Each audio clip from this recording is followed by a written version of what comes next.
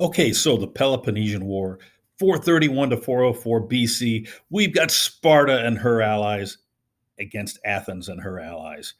So this is a long war, 27 years. What happens? What causes this war? Well, it's just like a soap opera. We have all the elements because these are people, no different than the people today. But here's what was going on. We have power. We've got influence. We have corruption. Does sound like a great miniseries, but we don't have time. So, what causes this? Okay, we know about the Athenians and the Spartans coming together.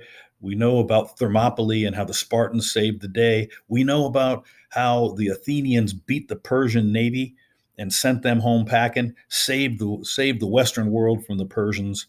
And you know something? They were still a threat. So all the city states got together on an island called Pelos, and they came up with a plan. And they said, "We're going to have an allied navy. We all have to be a part of it, and we're going to beat the Persians." So this happens like in 478, and it works. It does a great job. And for about 20 years, they kind of hand the Persians and their allies their butt when they get together and fight. So it works, but then the Persians kind of give up on that. And they still don't like the Athenians particularly, and they don't like the Greeks in general. But once the threats kind of seems to be going down or gone, now we have some problems. Now, what was this from? It's called the Delian League. That's that alliance. And how does it set up? Everybody pays the dues. Athens are the leaders. They have the strongest navy, and they have the street cred from the first Persian War. The treasure, however, is Athenian. Follow the money. Yep, you got it. Corruption, you bet. So Athens pays for new walls all the way down to their harbor, and they do that with some of the money from the Delian League.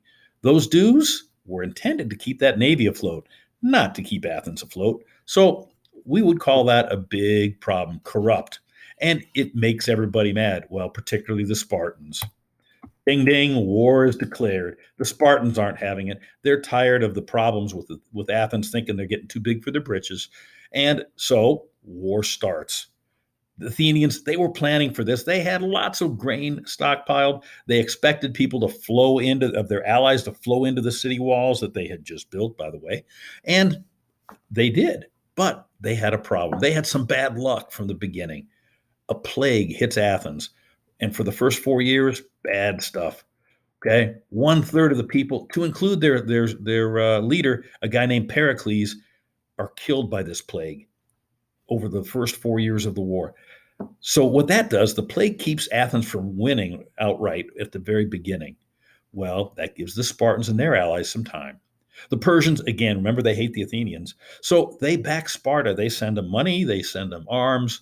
They'll do what they can to cause as much trouble as they can. Athens loses a huge naval battle and loses 2/3 of their fleet. Some of those allies see the writing on the wall and say, well, if Athens doesn't control the waves, we know the Spartans control the land. So they change sides. Eventually, Sparta blockades and starves Athens so that they have to give up. In the end, both sides are weak. 27 years later, blood, money, all spilled. This leaves Greece weak.